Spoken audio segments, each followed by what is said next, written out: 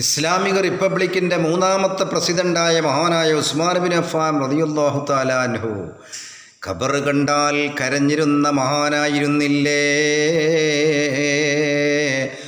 ഒരു ദിവസം മഹാനായ ഉസ്മാൻ ബിൻ അഫ്ഫാൻ റളിയല്ലാഹു തആല അൻഹു സുബഹിക്ക് എഴുന്നേൽക്കാൻ അറിയാതെ ഉറങ്ങിപ്പോകുകയാണ്.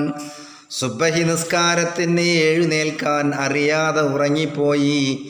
ആ സമയം അതാ അവിടുന്ന് ഇബ്ലീസ് ലഅനത്തുല്ലാഹി അലൈഹി മഹാനായ ഉസ്മാൻ ബിൻ അഫ്ഫാൻ തങ്ങളെ സമീപിക്കുന്നു. അല്ലയോ ഉസ്മാൻ ബിൻ അഫ്ഫാൻ തങ്ങളെ എന്ന് പറഞ്ഞുകൊണ്ട് മഹാനവറുകളെ തട്ടി വിളിക്കുകയാണ്, വിളിച്ചുണർത്തുകയാണ്. സുബഹി നിസ്കരിക്കാൻ സമയമായി തങ്ങളെ.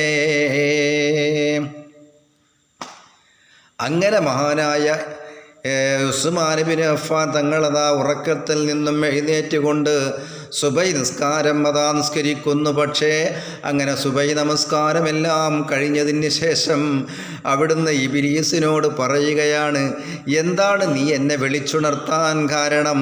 ഇബ്ലീസ് നല്ല കാര്യമൊന്നും ചെയ്യാറില്ലല്ലോ, എന്നെ സുബഹിക്ക് വിളിച്ചുണർത്താൻ കാരണം എന്താണെന്ന് ഇബ്ലീസ് ചോദിച്ച് ഇബ്ലീസിനോട് മഹാനായ ഉസ്മാൻ ബിൻ അഫ്ഫാൻ തങ്ങൾ ചോദിച്ചപ്പോൾ അവിടുന്ന് ഇബ്ലീസ് പറയുകയാണ്, നിങ്ങൾക്ക് ഖളാ ആയ നിസ്കാരം, ഇനി സുബഹി നിങ്ങൾക്ക് ഖളാ ആയാൽ അത് അല്ലാഹു പുറത്തു തരും. പക്ഷേ അത് എനിക്ക് പ്രശ്നമല്ല. പക്ഷേ ആ ഒരു സുബഹി നഷ്ടപ്പെട്ടതിൻ്റെ പേരിൽ നിങ്ങളെങ്ങാനും സുജൂദ് വർദ്ധിപ്പിച്ചു കഴിഞ്ഞാൽ നിങ്ങളുടെ പദവി ഉയരുമല്ലോ, അത് എനിക്ക് സഹിക്കാൻ കഴിയില്ല.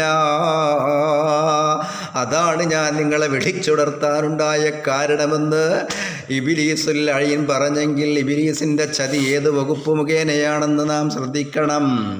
മഹാനായ ഉസ്മാൻ ബിൻ അഫ്ഫാൻ തങ്ങളെപ്പോലും വിളിച്ചുണർത്തിയപ്പോൾ നാം എന്താണെന്ന് വിചാരിച്ചു. പക്ഷേ അവൻ സുജൂദ് വർദ്ധിപ്പിക്കും. അഥവാ മഹാനായ ഉസ്മാൻ ബിൻ അഫ്ഫാൻ തങ്ങൾ ആ സുബഹി ഖളാ ആയതിൻ്റെ പേരിൽ ഇനി സുജൂദുകൾ വർദ്ധിപ്പിച്ചാൽ അത് എനിക്ക് താങ്ങാൻ കരുത്തില്ല, അത് എനിക്ക് താങ്ങാൻ കഴിയില്ല തങ്ങളെ.